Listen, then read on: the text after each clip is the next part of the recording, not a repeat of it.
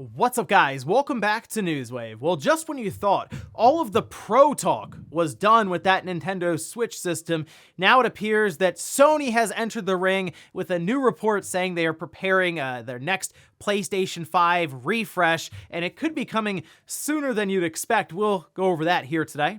Also, we are going to be talking about some new information that was discovered when it comes to the Game Boy and Game Boy Advance Nintendo Switch Online, with one feature that people are basically expecting at this point. And we'll also go over Microsoft and another 10-year deal for Call of Duty. This, though, with a company that you've probably never heard of. Guys, if you enjoy these videos, make sure you hit that like button, helps out a ton. And if you're new here to the Spawnwave channel, make sure you subscribe down below. And we're gonna start today with a backwards compatibility sale for the Xbox. This is running from March 14th to the 21st, and there are some pretty good ones on there. I did link down below in the sources to Pure Xbox. It was a pretty good list along with the percentages that they're marked down, which we can see here. And if you just sort of go through this, you're gonna see several classics. Bayonetta, 60% off. Bully Scholarship Edition, that one 40% off. Catherine at 75% off. DuckTales Remastered, 75% off. Hey, you check out Duke Nukem Forever for 80% off. Lost Planet 2 and Lost Planet 3 at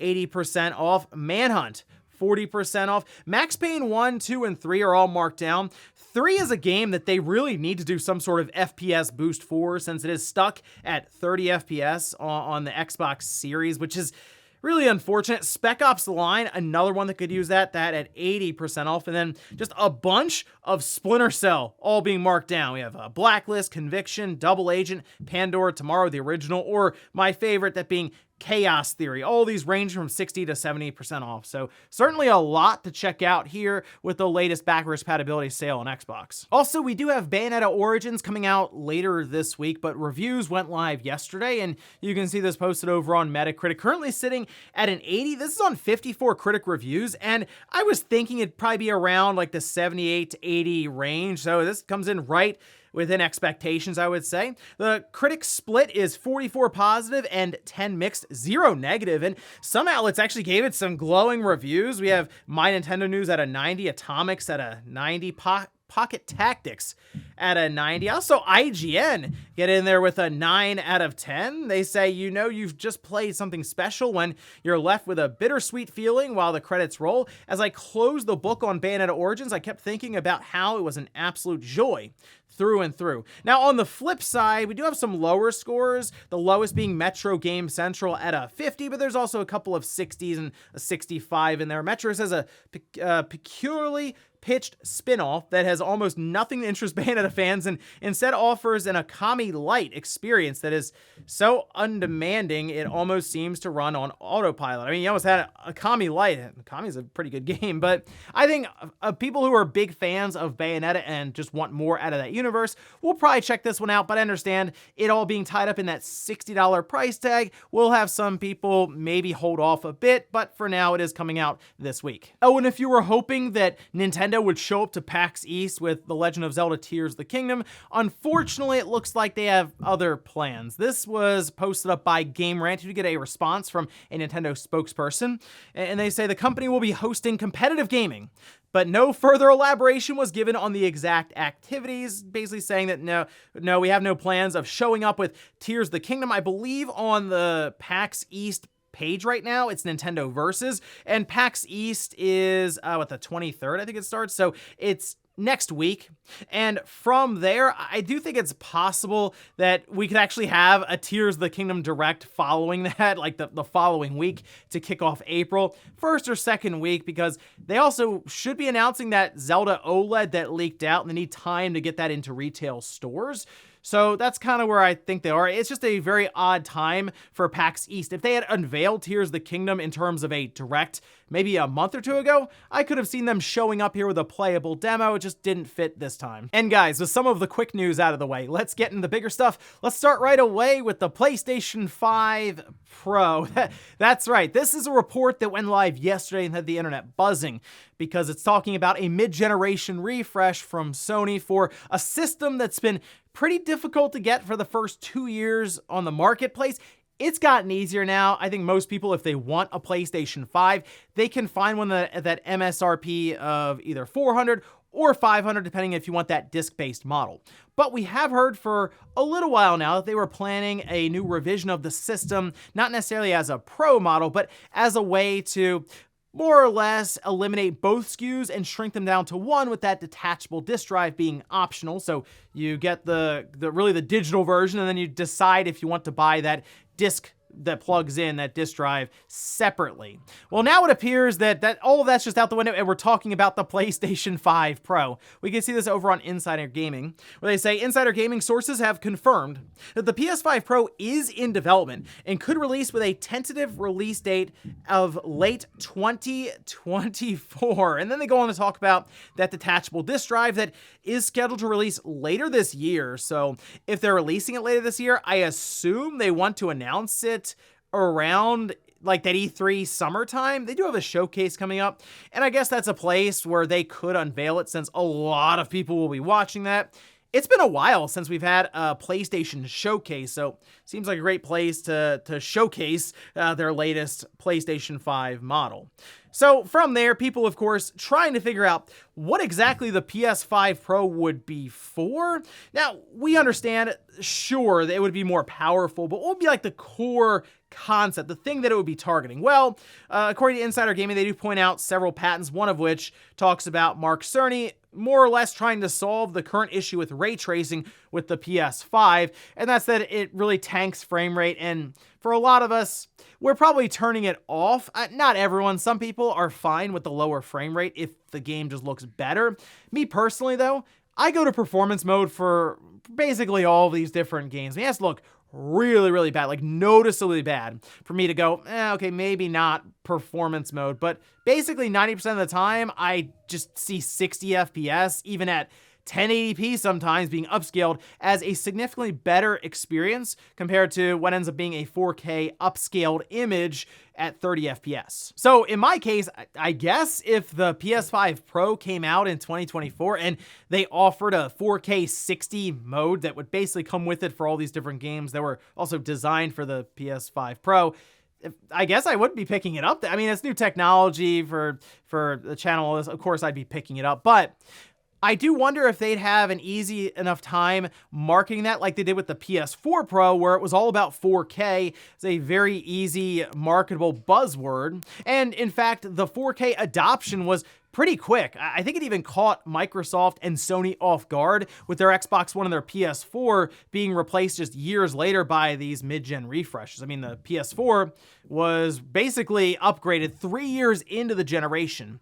At least this time, it would be, we would figure 4 years, and that's if it comes out in 2024. Very well could end up being a 2025 mid-gen refresh, as I do believe it's possible this generation could go 10 years before we hear about something like the PlayStation 6. Now, of course, there are a lot of reactions online around this, people just actually kind of mad about it, but to me, it's just another SKU on the marketplace, and you don't necessarily have to buy it, because you would assume most games would even be considering the PS5 as the target platform, with the Pro patches, quote unquote, coming alongside of these games. So you'd have a system that you're fine with now. You don't need to upgrade necessarily. Or, hey, maybe we get down the line and you decide, okay, I do want to upgrade, at least it's there. So in essence, I'd rather have a PS5 Pro than not at all. And really, I would just be curious to see, 1, what it would look like, 2, how much it would cost, and 3, how they would market it to the mainstream, and what problem they would present and say that this PS5 Pro was out there to solve. Because it's not necessarily, oh, now it's 4K and it's compatible with your 4K TV that a lot of households were starting to adopt. No, this is going to solve ray tracing or frame rate. And frame rate, I gotta tell you, is something that seems to be very difficult for these companies to get out there in front of the mainstream and explain why they need to go with 60 FPS. A lot of people, believe it or not, are just fine with 30 FPS in terms of mainstream, not necessarily people who are plugged in or anything online when it comes to a lot of this stuff. But hey, 2024 could see that PS5 Pro, and actually later this year, we could see that detachable disk drive PS5. Hopefully, we end up getting a slim version. Maybe that's what we'll see later this year. Next up, let's talk about Square Enix and Symbiogenesis, or Symbiogenesis. It was one of the best troll jobs online, and some of that's because we did it to ourselves. We put our faith in Square Enix that they might have plans for Parasite Eve. Instead, it's an NFT game. And they had some more details come out. There's like a web page they launched with a roadmap, and apparently it's going to launch further on March 17th. They had an entire trailer where they decided to discuss some of the features around this game, and we can see this posted up by VGC. Get started there. Say Square Enix has released a teaser trailer for Symbiogenesis, as well as more information on the controversial game. We can see some of the trailer here. According to Square, it's a completely new form of NFT-based entertainment, where 10,000 collectible artworks meet real game utility. All right, then. Anyway, they do mention that you progress through the main story and missions while also unlocking the stories held by the characters, and you find items hidden throughout the floating continent and determine the ending of the story by participating in the world mission, where the ultimate choice will be made. First digital collectible art project designed from the ground up for Web3 fans, and it gets better. Any of these different artworks that you get that are NFTs, you can use for your social media profile picture. Great.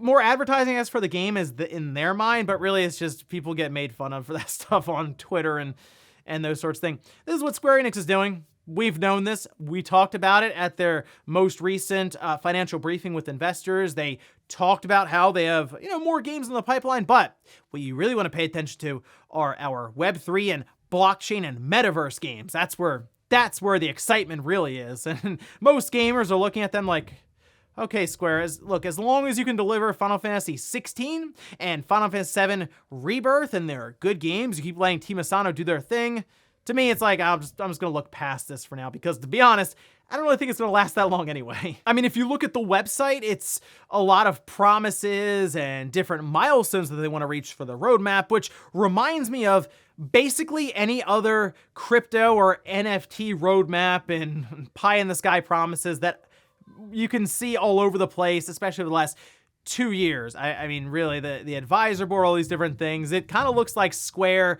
just wanted to dive into crypto and NFT with that economy and just cross their fingers and hope for the best. So I don't really expect Symbiogenesis to really take off in that way, and I think Square will probably get bored of it after a little while, similar to what happened with Babylon's Fall, although that just didn't have monthly active users. I kind of feel like this at least will have some sort of user base. I just don't know if that in-game economy will have enough value to really keep them hooked long enough, but I guess we'll see as we go along. Again, March 17th, the webpage is going to launch again, so I guess we'll get more info. Next up, let's talk about Nintendo Switch Online with the Game Boy and Game Boy Advanced applications. And we had Metroid Fusion added in, and that was very exciting because it's an awesome game. If you've never played it, I highly recommend this. But there have been some experiments, we'll say, run with these different emulators with games that are not part of the service now, but because different people are able to add in games and ROM files and see how the emulator reacts,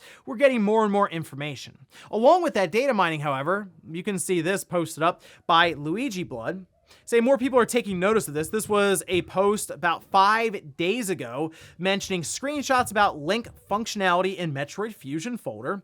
They say some may think these are just random screenshots because they don't modify the games and stuff, but these are definitely screenshots for the how to use link instructions by their file names. I do not have an English screenshot on hand, but no joke, they wrote instructions on how to use the link feature for every game, where you can do that for both Game Boy and Game Boy Advance Nintendo Switch Online. These screenshots would be used here, and we did have a response that was done by TB over on Twitter showing these in English, and yeah, you can see Mario Kart Super Circuit having Ghost Exchange and a bunch of Game Boy Advances being connected here, as well as Kurin, and it just them going through how to connect people through verses and all these different parts.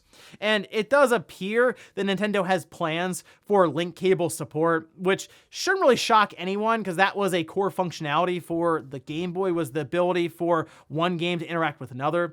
As an example, Fusion and Zero Mission, which, I mean, come on, Zero Mission is obviously coming to the service, but being able to connect them, let you, I think, view the gallery from one to the other, and we have other interactions between different Game Boy games. But the big thing here is it appears they have set up to where, yes, different Game Boy games and Game Boy Advance games can talk to each other. It doesn't just have to be the same one. And that's exciting because, obviously, Pokemon. You're not going to necessarily care that much to do red to red. You'd rather do red to blue because of the specific Pokemon, barring having to trade a Pokemon back and then back again to get it to evolve. And that, I think, is the future that people are really hopeful now, is that there are just Pokemon games being added in for the Game Boy Advance and the Game Boy, because that would grow the value of this Nintendo Switch Online service dramatically. Having red, blue, green, silver, gold, all the different Game Boy Advance ones on top of that.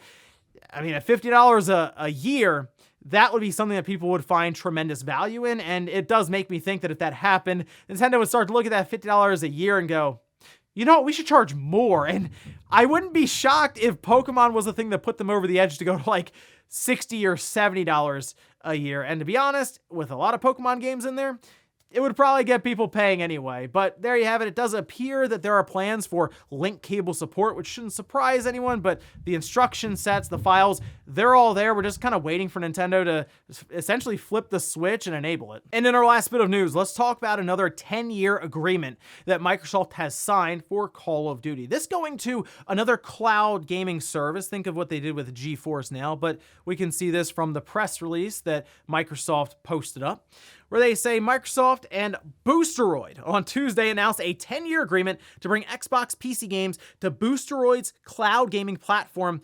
Boosteroid, which has its software development team in Ukraine, recently surpassed 4 million users globally and has become the largest independent cloud gaming provider in the world. The agreement will also enable Activision Blizzard PC titles to be streamed by Boosteroid customers after Microsoft's acquisition of Activision Blizzard closes. So this shouldn't really surprise many people. And in fact, it seems like some of these companies are just benefiting from this, like Boosteroid and even Nintendo, since Nintendo didn't have Call of Duty, and all of a sudden they're going to get it for the next 10 years just because, like, these are two companies that are just happy to be there at this point. Boosteroid, I had not heard of them until this agreement was made, but apparently the biggest, independent cloud gaming service now. And Microsoft obviously is going to puff up a lot of the pieces here that they're putting out there, because this is all, once again, posturing, deal making to appease regulators to show that they're serious about not walling off Call of Duty from the rest of the industry. And I wouldn't expect them to anyway, just because of the cost around creating Call of Duty every single year. So to me, this deal will probably gain more traction about going through in April, when there's a lot of due dates and different things happening. And I wouldn't be shocked if some of these regulatory bodies attempted to move their dates up in order to be the first one to approve it, to say, hey, we got concessions from Microsoft. We were the ones that made it happen. Because once one of these larger regulatory bodies approve it, I feel like the others will kind of follow suit. So look towards April, early May, I would say at the latest, for all this to kind of get resolved. And then they move towards that June expected closing date. And before we go to the comment of the day, we're going to take a look at the poll that I posted up yesterday, where I asked, would you be interested in a more powerful PlayStation 5 Pro that releases in 2024? 9% said yes, I would pick it up ASAP. 31% say, okay, maybe, but it needs to show some serious upgrades. And 60% say, no, I wouldn't be interested. And that kind of goes in line with the PS5 Pro and the Xbox One X. Those systems didn't necessarily sell. I mean, they sold well enough, but the base model that was cheaper definitely sold better. And that's kind of how I figured it would trend here for the PS5 versus the PS5 Pro, especially if the PS5 Pro comes out and it's $600. I mean, for some people, again, they're going to look at it and say, well, this is 4K and that's 4K. What's really the difference? Remember, the PS5 has 8K printed on the outside of the box, and I haven't really seen that used at all so far in games. So once again, the resolution was easier to sell than necessarily ray tracing and frame rate. So I'm curious to see how Sony will attempt to sell this thing, and that's one of the reasons I hope it actually comes to market. We'll look towards late 2024, apparently, according to this report. And we'll finish up with the comment of the day, as you're seeing here. This is from DM saying, the never-ending race for higher fidelity and graphics has always confused me. It definitely feels like it started to regress a bit this generation, but at least games and systems offer performance mode over resolution mode now, a nice compromise. I do think the diminishing returns are becoming more and more obvious now.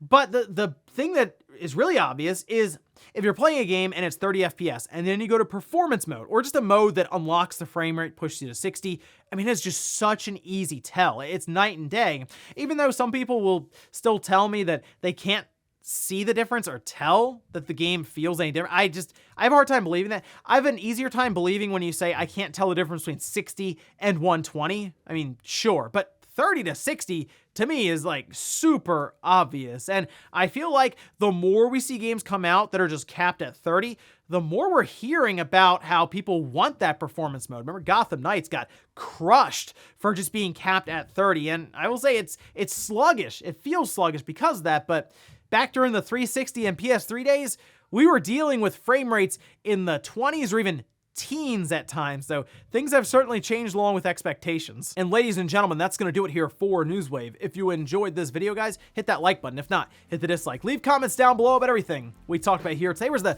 PS5 Pro late 2024? Would you be interested in picking one up? And how much do you think it's gonna cost? And also, what about the Game Boy and Game Boy Advanced applications on Nintendo Switch Online? With link cable support and Pokemon games all over the place, do you think Nintendo might consider raising the price? Thanks guys for watching, and I'll see you next time.